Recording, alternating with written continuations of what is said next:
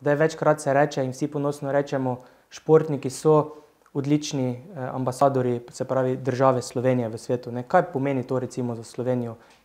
Večja prepoznavnost, da se potem več turistov recimo vrne v Slovenijo, ali recimo, ne vem, ko vaš kolega recimo, ali pa tudi vi, ko ste dosegli vrhunski rezultat, ste čutili to večjo recimo prepoznavnost tudi v svetu?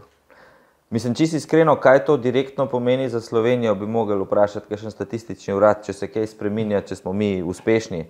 Ampak čisto iskreno lahko povemo, da če ne bi bilo Luke Dončića, bi verjetno 20% manj Američanov vedeli, kje je Slovenija.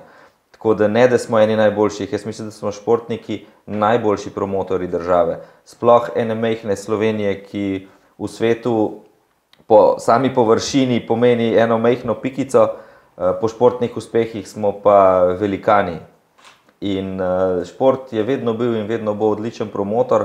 Športniki so že tako sami vzor, kar se tiče samega življenja, načina življenja, prehranjevanja, vrednot, in to je treba gojiti. Jaz mislim, da je treba v šport vlagati vedno, športnike imeti kot neke promotorje, pa ne samo v času svoje kariere. Jaz mislim, da lahko športnik z vsemi izkušnjami, recimo jaz pol sveta sem prepotoval skoki, videl sem ne vem koliko držav, ki si jih, bom rekel, mogoče v tem času zdaj, pustimo COVID, da nisi smel nikamor, ampak ko sem bil jaz majhen, kje smo pa razmišljali, da bi šel, ne vem, na Maldive na dopust, ali pa kaj takega. Ampak takrat smo mi, jaz sem bil prvič, koliko sem bil star, to se pravi 20 let, leta 2003 na Japonskem.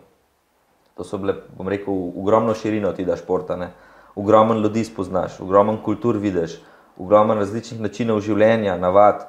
Če znaš imeti oči odprte, ti lahko to zelo, zelo koristi, bom rekel, za nadaljne življenje, ne samo tvoji športni uspehi.